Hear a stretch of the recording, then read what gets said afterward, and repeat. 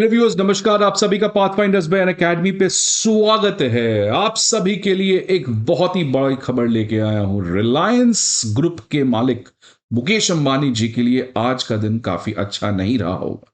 In fact उनको एक बहुत ही बड़ा झटका लगा है। झटका लगाया किसने है? सरकार ने।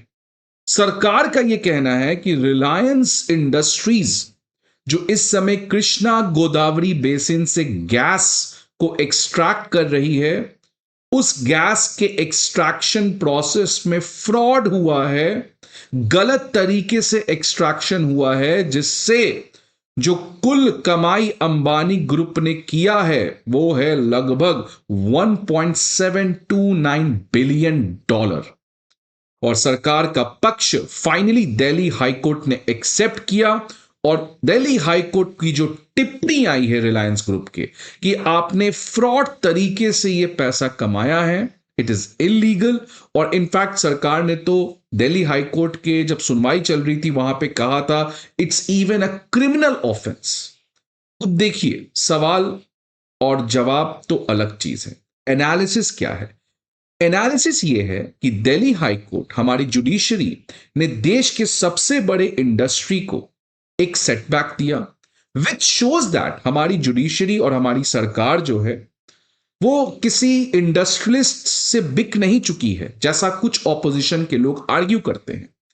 ये इसीलिए इंपॉर्टेंट है बिकॉज वो तमाम लोग एक समय ये दावा कर रहे थे कि हमारी institutions of democracy, be it our independent judiciary, be it our independent regulatory bodies like SEBI, वो सब बिक चुकी है। और इसीलिए अमेरिका के डिस्ट्रिक्ट कोर्ट ने इंडिया के एक इंडस्ट्री अदानी ग्रुप के ऊपर जजमेंट दिया। So many people were happy कि आखिरकार जो काम हमारी न्यायपालिका नहीं कर पाई वो न्यायपालिका कर पा रही है। That shows how much insensitive we are and how much we still lack the imperial mindset, how much we still are not proud of our local institutions. तो यह साबित होता है कि हमारी जुडिशरी, हमारी गवर्नमेंट, हमारी रेगुलेटरी बॉडीज, इन्फ्लुएंस तो हर लोग होता है एक हद तक, बट यह कहना कि यह काम करना बंद कर दिए हैं, ऐसा नहीं है। क्योंकि अगर ऐसा होता तो आप इतना बड़ा न्यूज हेडलाइन में नहीं देखते। तो यह भी बात है। तो आज के सेशन में हम लोग इस न्यूज के बारे में बात करेंगे कि आखिरकार रिलायंस इंडस्ट्रीज के ऊपर क्या यह पूरा केस है, दिल्ली हाईकोर्ट का क्या जजमेंट आया है, और ये जो पूरा डिस्प्यूट है ये कोई नया डिस्प्यूट नहीं है। इनफैक्ट 2014 से ये डिस्प्यूट चल रहा है। सो ये पूरा डिस्प्यूट कैसे कैसे किस किस स्टेज पे इवॉल्व हुआ, इन सभी चीजों को आज इस सेशन में हम लोग समझने का प्रयास करेंगे। बट दिल्ली हाईकोर्ट का पहले आप जजमेंट देखिए। उसने सरकार के पक्ष को एक्सेप्ट किया है और उसने कहा है कि जो रिलायंस इंडस्ट्रीज है अपने फॉरेन पार्टनर्स के साथ मिलके एक इंसीडियस फ्रॉड की है और अनजस्ट एनरिचमेंट की है गैस का, which amounts to around 1.729 billion dollar. तो ये जजमेंट आप देख सकते हैं। और इस जजमेंट से, ये जजमेंट डिवीजन बेंच का आया है, 2 जज बेंच का आया है। इसके पहले मई 2022 में एक सिंगल जज बेंच का डिसीजन आया था दिल्ली हाईकोर्ट ने। लेकिन उस सिंगल जज बेंच ऑफ दिल्ली हाईकोर्ट ने सरकार, खासकर जो पेट्रोलियम मिनिस्ट्री है, उनके जो एक्विजिशंस हैं उनको खारिज कर दिया था। लेकिन इस बार जो डिवीजन बेंच है उसने सरकार के पक्ष को एक्सेप्ट किया है। इनफैक्ट ये जो केस है 2018 में एक इंटरनेशनल आर्बिट्रेशन के पास भी गया था, उसमें भी रिलायंस के पक्ष में फेवर किया गया था। राइट, तो अब आप देखिए आर्बिट्रेशन में रिलायंस ग्रुप जीत गई, single bench of Delhi high court ने रिलायंस ग्रुप के फेवर में जजमेंट दिया। Finally now the division bench of Delhi high court has accepted the governments claim कि यह फ्रॉड हुआ है। अब इस फ्रॉड के बारे में समझेंगे क्या है नहीं है, बट ये आपको पता होगा कृष्णा गोदावरी बेसिन जो आंध्र प्रदेश में है, कृष्णा गोदावरी 2 रिवर के नाम पे है, और ये एक सिग्निफिकेंट गैस रिजर्व्स है, नेचुरल गैस यहां पे बहुत ज्यादा पाया जाता है। इस समय कृष्णा गोदावरी में जो गैस का एक्सट्रैक्शन कर रहे हैं primarily 3 company, Reliance industry, Gujarat state petroleum corporation और ओएनजीसी। विवाद किसके बीच में चल रहा है? रिलायंस इंडस्ट्रीज और ONGC.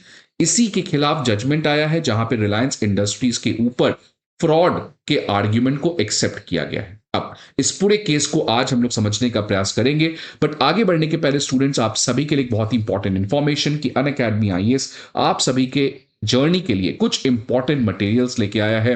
For example, the previous year questions, the current affair magazines and prelims mock test.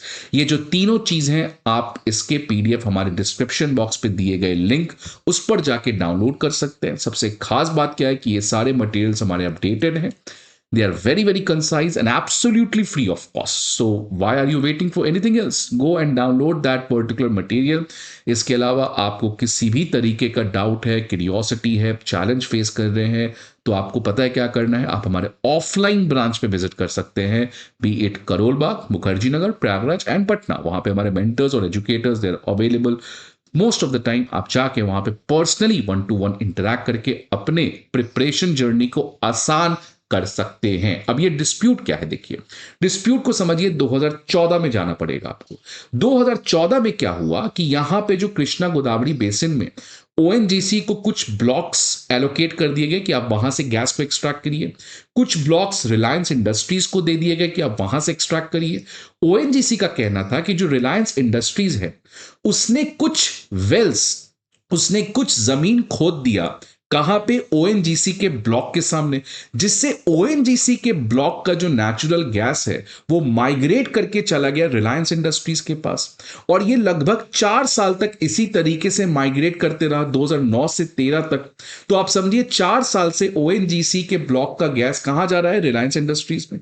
Reliance industries उन सारे गैसेस को एक्सट्रैक्ट किया, एक्सट्रैक्ट करके उन सभी गैसेस को बेच दिया और उससे कितना पैसा कमाया? लगभग $1.47 बिलियन का।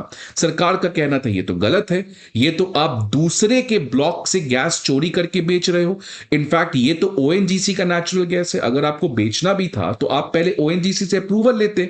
लेकिन रिलायंस इंडस्ट्रीज ने कहा कि इसमें कोई भी सच्चे नहीं है, ये हमारा राइट है, अगर नेचुरल गैस आ गया तो आ गया तो आ गया, इसमें मेरी गलती नहीं है, ना मेरी इसमें कुछ साजिश है। It is a natural process, ये आता है। बट क्लियर कट जो लॉ है और जो पॉलिसी है, इसमें ये कहा गया है, सरकार का ये कहना था दिल्ली हाई कोर्ट में, कि अगर किसी कारणवश किसी के नेचुरल गैस या किसी भी तरीके का मिनरल एक ब्लॉक से दूसरे ब्लॉक में माइग्रेट करता है तो उसका जो राइट है वो उस ब्लॉक ओनर को दिया जाएगा जिसने उसके लिए बिड किया था। तो इसके बाद जब रिलायंस इंडस्ट्रीज ने ये अमाउंट सरकार को देने से मना किया तो 2014 से स्टार्ट होता है जुडिशियल केसेस और आर्बिट्रेशन प्रोसीडिंग। पहली बार ये 2018 में जो है आर्बिट्रेशन, जो इंटरनेशनल आर्बिट्रेशन है सिंगापुर में, उसका जजमेंट आया, उसने सरकार के क्लेम को रद्द कर दिया। इस आर्बिट्रेशन अवार्ड का यह कहना था कि अगर कोई भी गैस किसी ब्लॉक से दूसरे ब्लॉक में माइग्रेट कर गया तो वो उसका हो जाता है। तो ये काफी विपरीत था as compare to what is the public policy which we follow in India. Similarly, Delhi High Court के जो सिंगल जज बेंच थे उन्होंने भी इस पर्टिकुलर आर्बिट्रल अवार्ड को एक्सेप्ट किया। सरकार का देखिए क्या कहना था उस समय, हाई कोर्ट जो सिंगल बेंच जज उसको सुन रहे थे कि ये जो इंटरनेशनल आर्बिट्रेशन का अवार्ड है ये इंडिया के पब्लिक पॉलिसी के बिल्कुल विरुद्ध है। ये बेसिकली जो कॉन्ट्रैक्टर है उसको बहुत सिग्निफिकेंट अमाउंट ऑफ वेल्थ देता है, और ये वेल्थ कैसे देता है? अब देखिए बहुत स्ट्रॉन्ग वर्ड है, insidious fraud as well as criminal offence. आप समझिए, क्रिमिनल ऑफेंस का आरोप सरकार लगा रही है रिलायंस इंडस्ट्रीज के ऊपर। और इसके बाद अब फाइनली जो है दिल्ली हाई कोर्ट का जजमेंट आया है और उसने सरकार के पक्ष को एक्सेप्ट किया है। तो मैं इस चीज की बात कर रहा था। ये वीडियो तो चलिए ठीक है, रिलायंस इंडस्ट्रीज को झटका लगा है, हो सकता है ये केस अब सुप्रीम कोर्ट जाए, कहां जाए एक तो बात की बात है। आर्ग्यूमेंट मेरा क्या है मोटा मोटी, कि आप देखिए कि कैसे यूएस का एक district court, not even the high court, उसका जजमेंट आया तो हमने सब मान लिया कि हाँ अदानी ग्रुप ये है, अदानी ग्रुप वो है, अदानी ग्रुप को खत्म कर देना चाहिए, अदानी ग्रुप बर्बाद है। लेकिन आज जब दिल्ली हाई कोर्ट का जजमेंट आया है तो उन सभी लोगों की आवाज तो चुप हो जानी चाहिए। अब वो सवाल कैसे उठाएंगे हमारे इंडिपेंडेंट जुडिशरी के ऊपर, राइट?